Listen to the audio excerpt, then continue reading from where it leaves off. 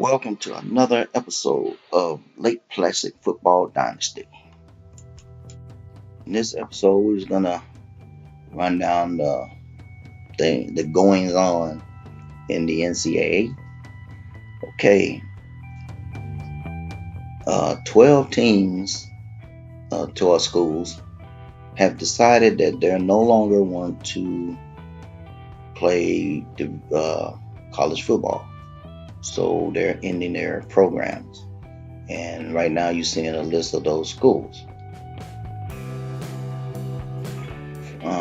Some decide that they're just not making enough revenue. Some just don't have the interest to continue having a program. So these are the schools that no longer wants to involve themselves in college football. So the NCAA did not want to lose that many schools at one time. So they decided to allow 12 schools to move up to Division One and take the place of these other schools, in which 10 schools decided to make that move. And right now you're seeing the list of teams that has stepped up to make that move. Needing two more teams, ourselves, Lake Placid, and a school that hadn't played football since 1991, Long Beach State, was allowed to forego the 3-year probation to go ahead and start playing Division One this coming season. So we was allowed to fast track our program. But the NCAA made a rule saying that all of the teams that moving up to 10 schools, they have to play independence for a year before they can move into a conference. For ourselves in Long Beach State, we had to play 2 years of independent before we can move into a conference. So that's the little rule that they threw in. So now we're going to take a look at the different conferences and see if any impact of losing those schools had any, was there any impact in the different conference. And as you can see in the SEC, there's no change. They still have 14 schools. Looking like LSU might make a run this year. Big opening game between Georgia and Ole Miss. In the Big Ten, they also didn't feel any effect from losing any of the schools. They are holding strong with 14 as well. Michigan look like they might be the front runner this year. In the Pac-12 is another conference that hasn't felt the effects of any of the schools leaving, as they still holding strong with 12 teams. Might want to keep your eye on Stanford this year. In the Big 12, who still have 10 teams, so they haven't felt any effects. And maybe they might feel the effects when it comes to expanding. They may have lost a school that they may have wanted to pick up. The ACC continues to hold with 14 schools as well. And all eyes are on the Clemson Tigers this year. The Mountain West has felt a small effect, as they no longer will have a title game this year, losing a school, as well as Conference USA, who will no longer be having a title game, at least not this year. I'm pretty sure these two conferences will expand next year with the new independent teams from that's coming in. The American Conference is also won't be having a title game, as they just don't have the numbers as well.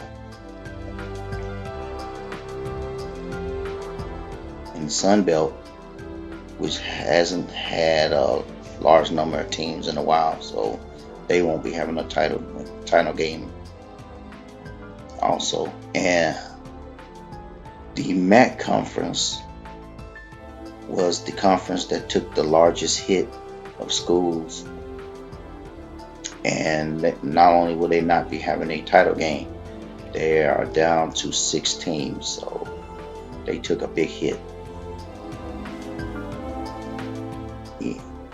The independent schools now, as you can see, there's a large number of independent schools. A lot of them are AA schools that's just now moving up, and plus Lake Placid and Long Beach State is just now going to be playing Division I. And as you know, when it comes to independence, Notre Dame is always the top dog. So, but we like to think that we got a shot this year, as we be kicking off the season against Long Beach State. Let the 2 rookie schools go at it. We also will get a look at the bowl tie-ins for this year.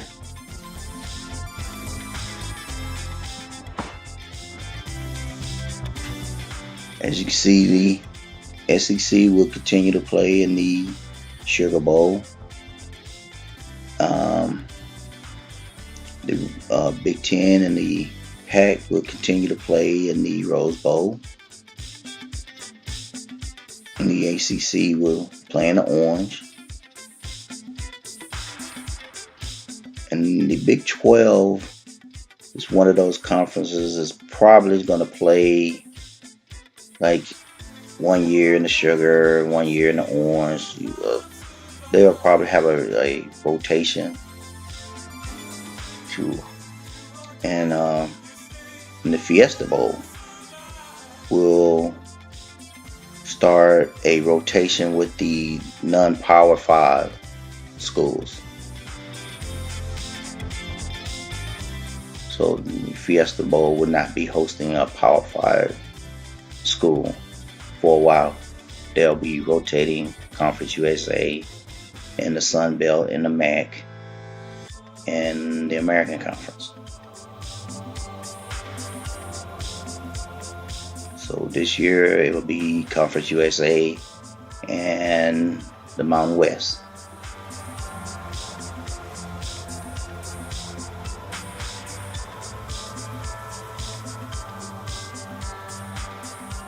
And the Big 12 will be in the Sugar Bowl, as the American Conference will play in the Orange Bowl this year.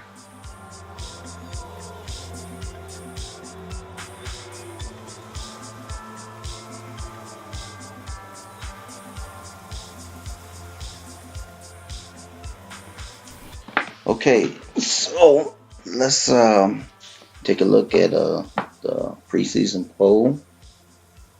See where everybody's lined up at. We got Alabama at 1, Clemson 2, Oklahoma, Florida State, LSU, Ohio State, Michigan, Stanford, Tennessee, Notre Dame, Ole Miss, Michigan State, TCU, Washington, Houston, UCLA, Iowa, Georgia, Louisville, USC, and that's it. Top 20. That's we don't have to look at everybody else. Okay, and we're looking at the outlook for the conference. Like I said, Notre Dame picked to be the top dog in the independent. They got us all the way down to number 8. Wow.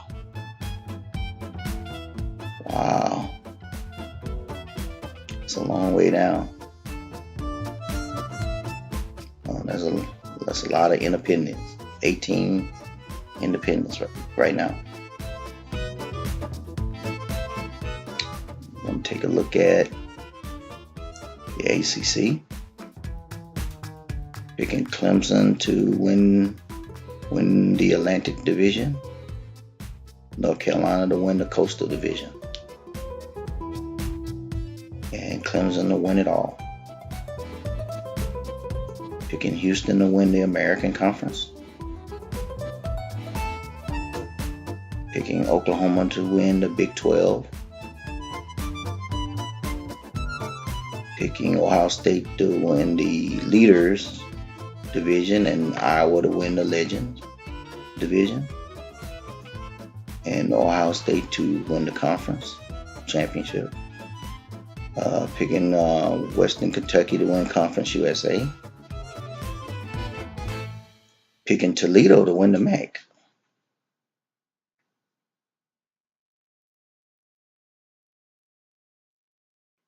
Boise State to win the Mountain West Conference. Stanford to win the North Division and the Pac-12. UCLA to win the South Division of the Pac-12. Picking Stanford to win the championship. Picking Tennessee to win the East of the SEC. Picking Alabama to win the West of the SEC. Picking Alabama to win the conference championship. And picking Louisiana Monroe to win the Sun Belt. So that's the conference outlook. Okay, what's this? The Cowboy Classic kickoff classic. Looks like it's gonna be a big game. Okay, let's look at the people who the preseason pick for the Heisman. Well, candidates.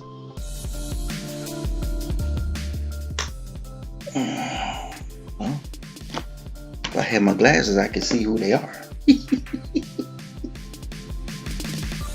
Oh, Knight, Cornwell, but offensive lineman.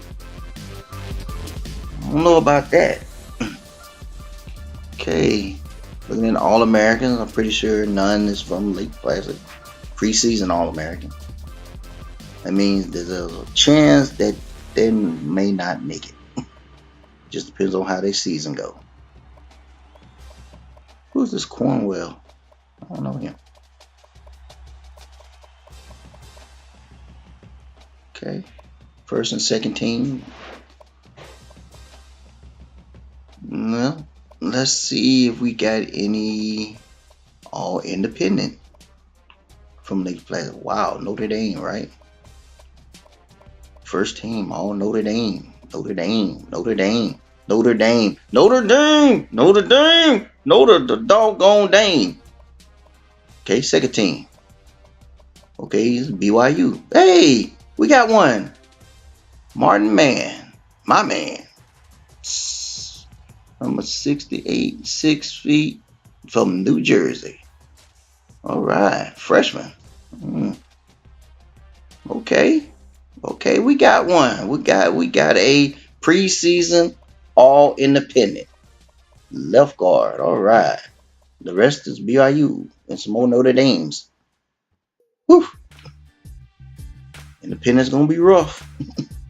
Okay, let's see who got the toughest stadium to play in. It's always Ohio State and Alabama. Tough places to play. We're not ready to play those teams yet, but hey, we're gonna get there. Let's see where we're at. We're like way at the bottom. We should be at the bottom because we ain't played a game. 104. Wow. We hadn't played a game and we before some teams that have played games over the years. Wow. That's something. I'm going to laugh on that one. I'm going to laugh on that one. Okay, let's take a look at these coaches and take a look at their records. As you can see, we got a long way to go before we catch these guys.